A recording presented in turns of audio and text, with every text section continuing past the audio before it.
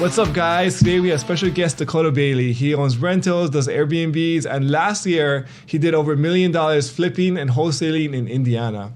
And also, he's a sales coach for Ryan Pineda and The Wealthy Way. So, yes, sir. welcome to the show, bro. Thanks, man. Appreciate you.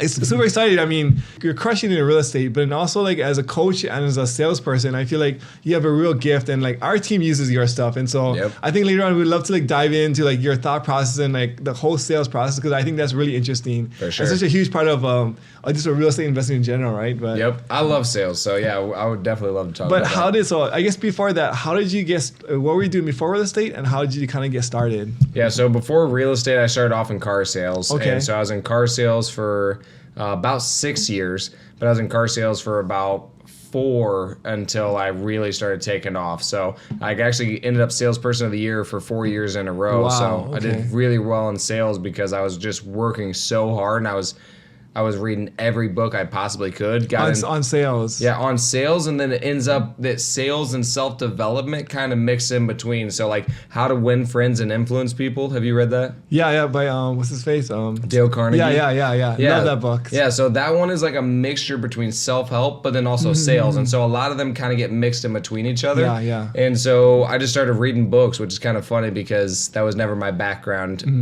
high school. They used to force you to read books, and I never read anything. And then after I get out, they're like, I'm reading all these books because it's what I want to learn about. I feel like it's something to that, because even for myself, whenever there's like a goal involved, then you kind of like do whatever it takes to get to that goal. And so like when I first started investing in real estate, I was like, I read Rich Dad Poor Dad, the book changed my life, and I was like so hungry.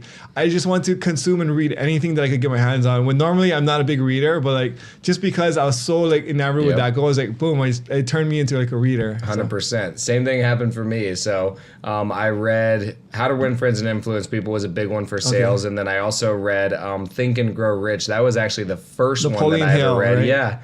So I asked the top sales guy, I'm like, what do I need to do in order to be successful here? Because I came from physical labor. He's like, read this book. And it was Think and Grow Rich. He told you to do some kind of weird stuff where you're like writing goals down, talking affirmations in the mirror. And I'm like, all right, I'm just going to do it because what do I know? And so I was willing to put in the hard work too. So anyway, all of that transitioned to real estate from the same book, Rich Dad Poor Dad. My business partner, he was in college at the time, and he just read the book. He's like, dude, you should read this one. I'm like, I mean, I'm reading a lot of other self-development books, so I read that one, and it changed my perspective because I thought a lot of similar things as Robert Kiyosaki, honestly.